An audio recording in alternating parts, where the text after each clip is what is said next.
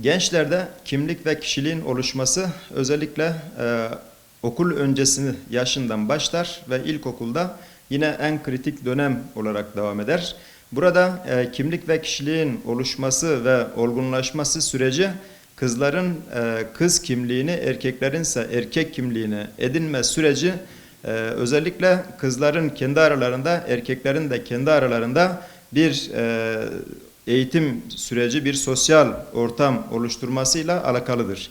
O zaman günümüzde 1924'lerden itibaren özellikle Türkiye'de kabul edilen ve temeli 1879 Fransız devrimine dayanan bu karma eğitime baktığımız zaman hiçbir pedagojik yönü, hiçbir bilimsel yönü olmadığını görüyoruz.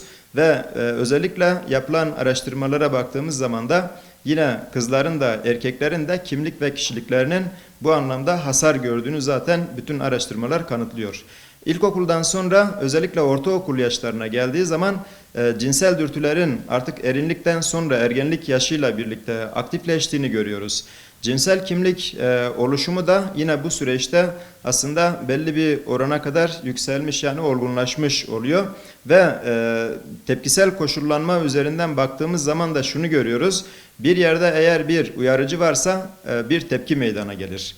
Tepkinin meydana gelmesinin sebebi uyarıcıysa o uyarıcıyı ortamdan kaldırmak gerektiği yine bilimsel bir gerçektir. O zaman burada özellikle kızların ve erkeklerin birlikte eğitim sürecinden geçmesi, aynı okulda, aynı sınıfta, aynı sırada oturması hem kızların hem de erkeklerin kimliğini aslında hasara uğratıyor. Ve bununla kalmıyor.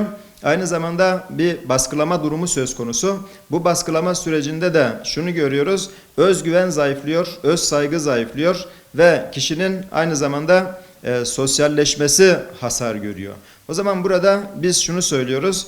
Bir taraftan karma eğitim devam ederken bir taraftan da en demokratik hak olan kız okulları ve erkek okullarının açılması hakkı da yine insanlarımızın talebi sonucunda verilmelidir. Ve burada yine bir problem de şudur: karma eğitimin gerçekleşmesi sonucunda çok ciddi anlamda tacizler ve tecavüzler gerçekleşmekte.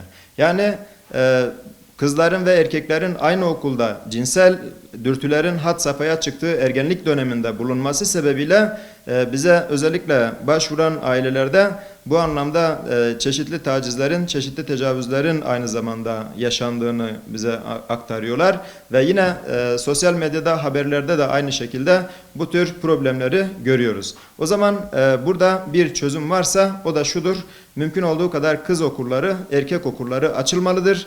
Karma eğitime biz ortadan kaldırılsın diye bir talebimiz olmadığı gibi diyoruz ki en demokratik hakkımız olan kız ve erkek okulları açılsın. Bununla birlikte tabii ki öğretmenlerin bir sorusu genelde söz konusu oluyor. O da nedir? Efendim diyorlar ki kızlar olmasa erkekler, erkekler olmasa kızları nasıl sınıfta susturacağız? Bu tamamen yanlış bir yaklaşımdır. Bütün sınıf yönetimi ilkelerine baktığımız zaman, pedagojisine baktığımız zaman kızları erkeklerle, erkekleri kızlarla baskılamak durumu değil, tam tersine erkeklerin de kızların da kendini ifade becerisini geliştirmesi için kızların ayrı, erkeklerin ayrı okullarda okutulmasında fayda vardır. Beni dinliyorsunuz. Zor bir seneyi beraber atlattık, biliyorsunuz. Okuma yazma öğrendik. Ben zaten